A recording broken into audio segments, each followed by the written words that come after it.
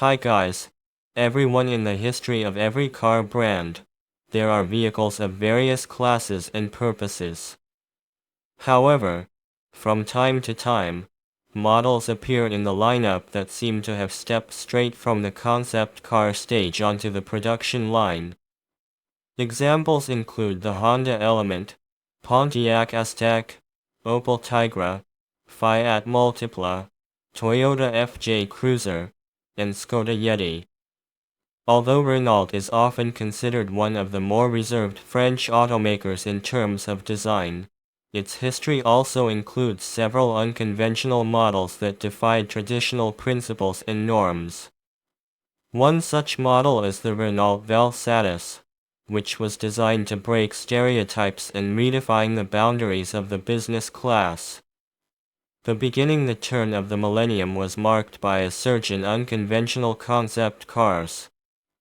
Think of the Audi Rosemeyer supercar concept from 2000, the Volkswagen Concept D from 1999, which later became the production Phaeton, the Volkswagen AAC pickup, 2000, the retro-inspired Volkswagen Microbus, 2001, the Mercedes Vision SLR Roadster, 1999, the BMW Z9 Gran Turismo, 1999, the luxurious Lancia Dialogus, 1998, and many others. These concepts help capture the spirit and atmosphere of that era. These forward-looking concept cars showcased the direction in which the global automotive industry was heading and the trends that would shape its future. Importantly, both the automotive market and manufacturers were on the rise, looking to the future with optimism and a belief in a bright tomorrow. Renault was also doing well at the time, with a lineup that included the quirky, wide-eyed Twingo, the compact Clio hatchback, the versatile Megane, the compact scenic MPV, the larger Laguna, and the E-Space and Grand E-Space minivans. And that's just the passenger car segment. However, the flagship Safrane hatchback, launched in 1992, had become outdated, both in terms of design and technology. By the mid-90s, Mercedes and BMW had already replaced their previous E-Class representatives, and by the early 2000s, they were updating them cosmetically. French competitors were also keeping pace. Citroën was working on its flagship C5, and Peugeot had just introduced the 607th. In short, competition in the segment of large sedans and hatchbacks was fierce. It was clear that the venerable Safrane was due for retirement, as it could no longer compete with the younger newcomers for the wallets of potential buyers. The result of Renault's latest creative experiment was the Vel Satis concept, a wedge-shaped monovolume vehicle unveiled at the 1998 Paris Motor Show. The concept featured a massive windshield that doubled as a panoramic roof, elegant lighting, a wavy line of side windows, and a vertical rear window that seamlessly blended into the sides. The design was a departure from the organic shapes of the past, embracing the emerging New Edge style with its clean lines and sharp angles. The prototype had a dynamic silhouette, with a steeply raked windshield that flowed into a descending hood, while the glass superstructure at the rear resembled the bridge of a ship. In the context of a concept car, this looked fresh, unusual, and even appropriate. The name Vel Satis was derived from the words velocity, speed, and satisfaction. It was easy to pronounce and sounded as if it belonged to a real language. However, in Russian, the production model later acquired a distorted and derogatory nickname. In 2001, Renault made a bold move by unveiling the production Vel Satis at the Geneva Motor Show. The company had spent €549 million on its development, with nearly half of that amount going toward engineering and design. The design, led by Patrick L. Clement, even in its toned-down production form, surprised even loyal Renault fans. It was a far cry from the traditional business-class hatchbacks like the Renault 25 and Safrane. The relatively short hood evoked associations with compact or minivans.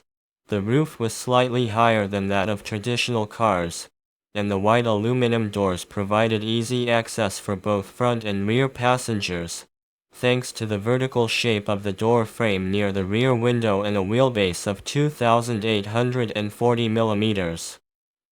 The panoramic rear window appeared triangular in profile, and the silhouette retained the concept's key feature, the striking combination of a steeply raked aluminum hood and windshield with a vertical rear window, achieved through a negative rake of the rear pillar.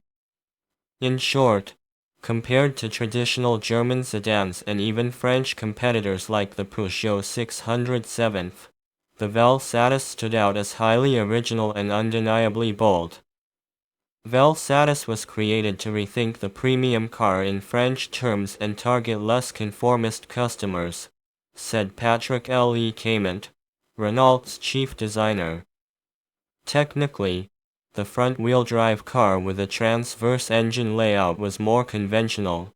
It offered a choice of two gasoline engines, a 2-liter turbocharged unit with 163 horsepower and 250 Nm of torque, and a 3.5-liter V6 with 241 horsepower and 330 Nm, and two turbocharged diesel engines with displacements of 2.2 and 3 liters, respectively. After the 2005 facelift, a 2-liter turbocharged DCI diesel engine was added.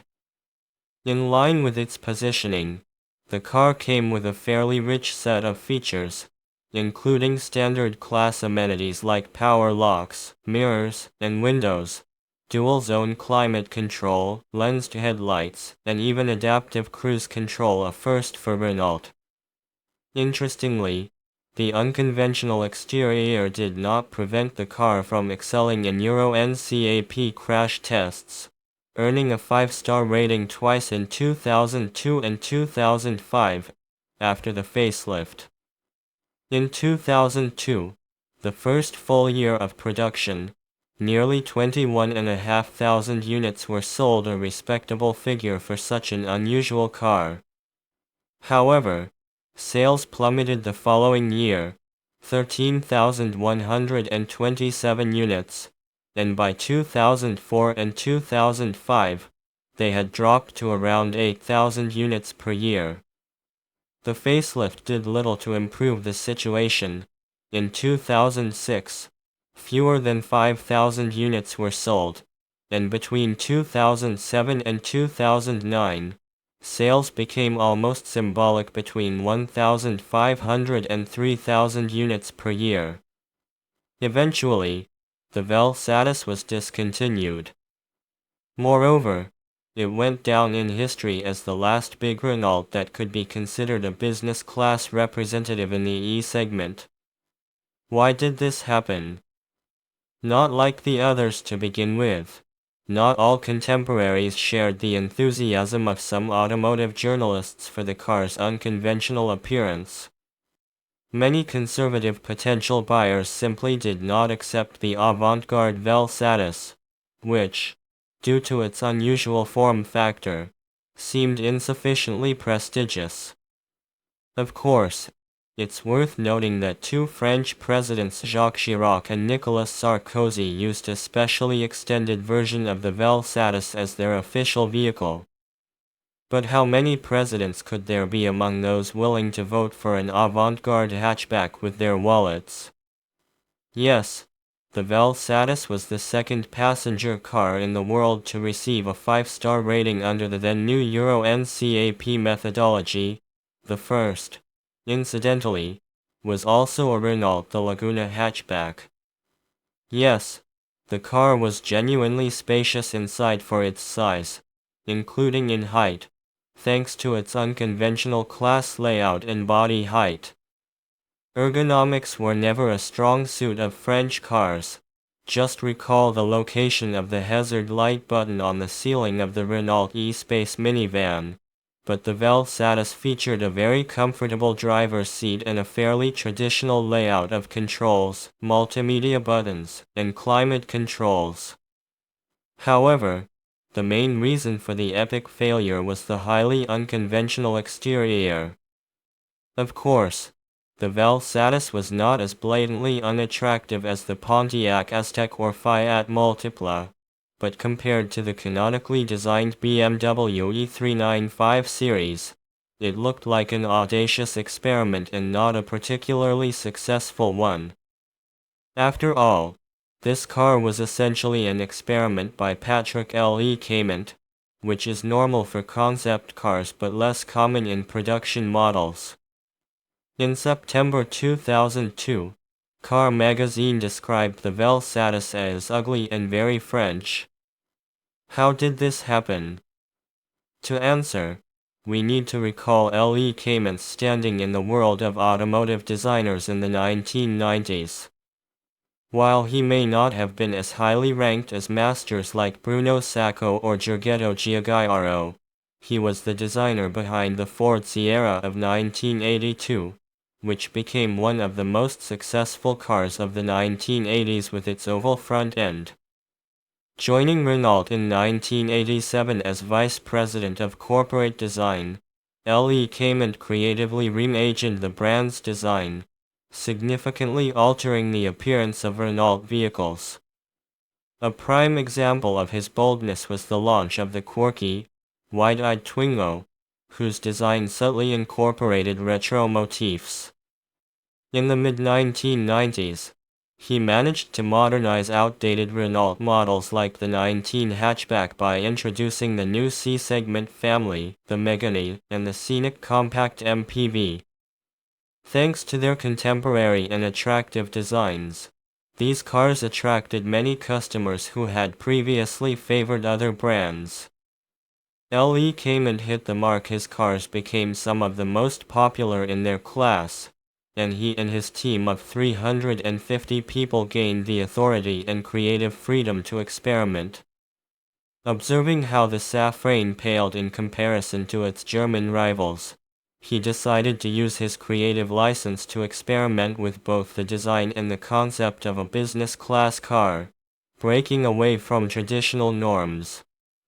Of course, the production Vel Satis was not the same as the 1998 concept, but even with technological constraints and inevitable simplifications, the car looked bold, perhaps too bold. Interestingly, in 2019, during the funeral ceremony for Jacques Chirac, French President Emmanuel Macron arrived in a Vel Satis. This was likely symbolic, as he had used a DS7 crossback SUV for his inauguration and a Peugeot 5008 in his daily life. However, the return to the diamond, Renault's logo, did occur last year. The new presidential car became the Renault Rafale Coupe crossover, unveiled on Bastille Day.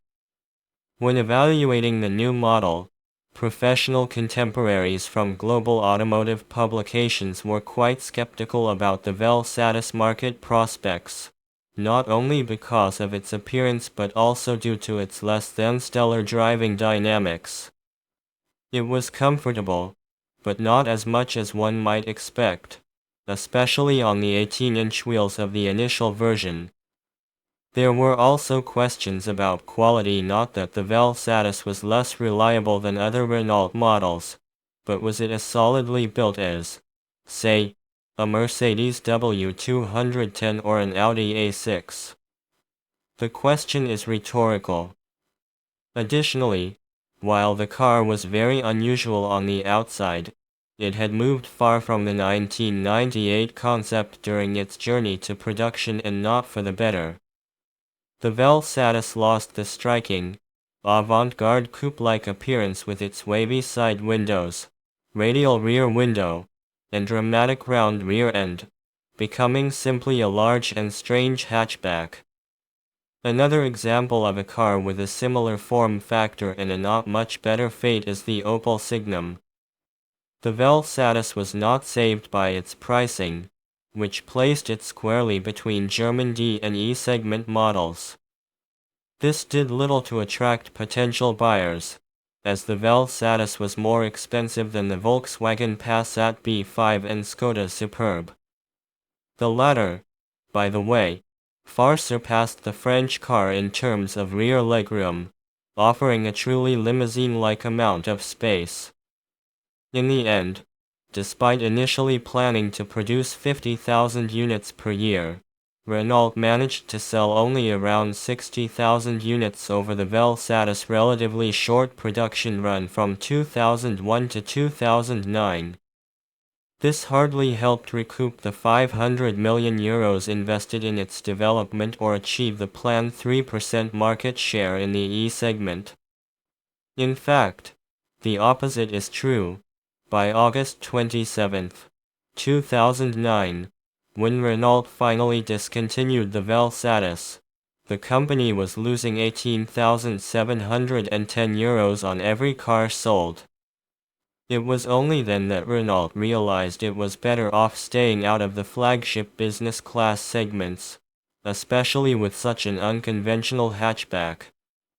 However, the French were not alone in their eccentricities. In 2005, Fiat introduced the oddly styled Chroma station wagon, which also failed to take off and remained in production only until 2010. That said, the Italian car was far more successful from a market perspective.